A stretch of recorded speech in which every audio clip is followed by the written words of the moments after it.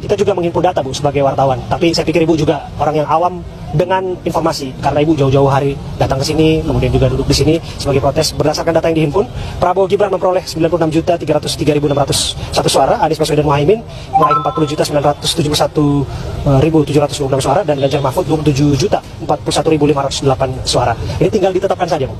Gini Dek ya, kalau kita bicara dari nurani ya, kita tahu mau dibuatnya 100 juta, 200 juta itu bisa. Karena apa? Dari awal sebelum pemilihan ini sudah tidak benar, tidak jujur.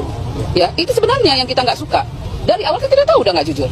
Udah memang udah di setel bahwa memang kemenangan itu harus seperti itu supaya satu putaran. Ya, kami masyarakat nggak mau tahu dia mau berapa. Yang kita mau KPU itu punya hati nurani untuk menyampaikan itu dengan kejujuran. Berani nggak dia? Ya, jujur gitu loh. Kalau dia jujur, bukan seperti ini hasilnya. Ya, karena kita juga tahu, kita juga lihat kalau memang dibilangnya ini real count, yang main IT mereka, yang ngatur mereka, yang nyetel kepala desa untuk ditakut-takuti, awas kalau memang enggak ini ya. Saya punya loh datanya, karena saya punya kawan-kawan yang kepala desa. Dia enggak ke bawah, dia kepala desa. Kalau kau enggak bisa menangkan di sini, danai 1M itu di ini. Dia ancam-ancam. ASN, saya termasuk yang mengadukan ASN di Sumatera, di Medan, yang udah diapain guru, lapor ke Bawaslu. Tapi Bawaslu cuma bilang begini, akan kita protes, kami terima. Apa itu gitu? Tapi kalau memang misalnya, oke, ini pesta demokrasi. Kalau Jokowi dan kroninya jujur, ya, untuk 02 jujur, kita nggak masalah kalau menang. Siapapun yang menang, kalau dengan kejujuran, kita nggak masalah. Bu, sebentar ya, ukuran kejujuran menurut Ibu apa sih? Ukuran kejujuran yang pertama, dari awal pemilihan udah jelas dia nggak jujur dengan bisa menaikkan Gibran, yang jelas-jelas sudah menyalahi aturan, ya, yang usianya nggak tapi dirubah. Itu jujur nggak? Menurut adik ya. Kemudian di Medan saya melihat dengan mata kepala saya sendiri, itu pembagian sembako sekarang ini di bansos itu dilakukan dipercepatkan, tapi dengan ada gambar Prabowo Gibran. Cocok nggak itu?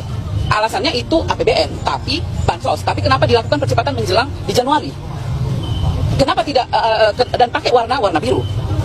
Dan Jokowi juga bagi-bagi. Cocok nggak? Terus presiden, kalau dia memang sebenarnya presiden yang baik, ketika dia mau menaikkan keluarganya, ya, dia nggak bisa dong mempromosikan anak dia. Kenapa? Dia seorang pimpinan negara. Kalau dia pribadi silahkan gitu loh. Kalau mau pribadi cuti lah. Terus kenapa mereka nggak cuti-cuti waktu kemarin itu, sehingga bisa menekan orang-orang pemerintah. Dek, sekarang gini lah, kamu wartawan ya. Saya tahu, kamu harus bicara sesuai yang ini. Saya bukan orang bodoh yang bisa dibodoh-bodohin dengan yang kayak gitu. Udah tahu gitu. Sekarang gini, masyarakat ini udah tahu sama tahu. Semua udah tahu, nggak usah lagi. Ibu begini-begini, saya bukan orang kampung-kampung. Maaf aja. Jadi istilahnya udah ngerti lah saya gitu. Udah tahu saya apa yang gini. Sekarang ini kita harusnya Jokowi itu turun. Ya, Jokowi itu harus lengser, itu aja. Baru ini selesai. Kroni-kroninya itu bukalah mata hatinya. Biarlah Allah yang ini menunjukkan celakanya mereka dan kebohongan mereka. Ibu tahu posisi saya sebagai wartawan, maka Ibu juga tahu juga bahwa saya harus menyampaikan pertanyaan yang mana ini mewakili opini, pandangan, dan keyakinan dari pihak yang berseberangan dengan Ibu. Silakan. Mereka mengatakan, Bu, termasuk tadi orasi di sebelah, Ibu juga lihat kan, mereka mengatakan bahwa apa yang Ibu lakukan di sini adalah sebagai bentuk kekecewaan dan nggak logo aja, karena calon yang Ibu dukung nggak menang. Oh, salah seperti itu. Saya kemari bukan atas nama Anies atau atas nama Ganjar, tapi kita merasa sebagai rakyat demokrasi kita sudah diperkosa. Ya, demokrasi kita sudah dihancurkan. Kita tidak lagi punya demokrasi yang real. Saya kan udah bilang dari tadi, kalau Prabowo menang dengan yang sejujurnya, saya nggak pernah peduli siapapun yang jadi presiden, asal yang presiden itu baik, bisa memberi kemakmuran buat rakyat, bisa adil, dan tidak dinasti seperti ini gitu loh. Ini dipaksakan gitu, dan aneh menurut saya gitu.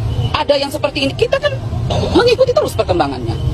Bu, ini kan setelah nanti ditetapkan, kalaupun memang malam hari ini, akan ada 3 hari waktu nanti untuk mengajukan perselisihan hasil pemilihan umum, PHPU, ataupun sengketa pemilu lah. Ibu merasa bahwa Mahkamah Konstitusi masih menjadi tempat yang bersih, ladang yang datar, maksudnya lapangan yang datar, tempat yang bisa dipercaya oleh publik untuk menyelesaikan persoalan ini? Gini ya, memang kita udah tahu lah kondisinya, tapi artinya begini, sebagai masyarakat yang baik ya, atau mungkin kan itu yang bisa mengajukan nanti kan orang paslon yang kalah kan mereka, tim pemenangan, biarkan mereka melakukan kerjanya secara konstitusional ya, kita percayakan, silahkan lakukan. Nah, rakyat juga mungkin punya hal yang mereka lakukan ya. Kalau apa yang mereka lakukan jangan tanya saya, karena saya bukan pemimpin dari seluruh gerakan ini ya, tapi kita lihat aja nanti kawan-kawan maunya gimana, kita akan membersamai kita. Saya menanya Ibu karena Ibu adalah warga negara yang punya hak untuk bersuara. Betul. Karena Ibu punya hak konstitusional yang dijamin oleh undang-undang, merdeka berpendapat dan bersuara. Dan apa yang Ibu sampaikan saya hargai dan kami hormati. Terima kasih ya Bu atas komitmennya. Tapi satu hal saya harus sampaikan, Bu. Saya khawatir ya, kalau keluarga di kampung di Medan atau kemudian keluarga yang ada mungkin di sekitar Jakarta nggak khawatir keadaan Ibu malam-malam sampai di sini? Oh enggak lah, biasa lah. Kalau kita itu memang mau mati ya mati, dimanapun bisa.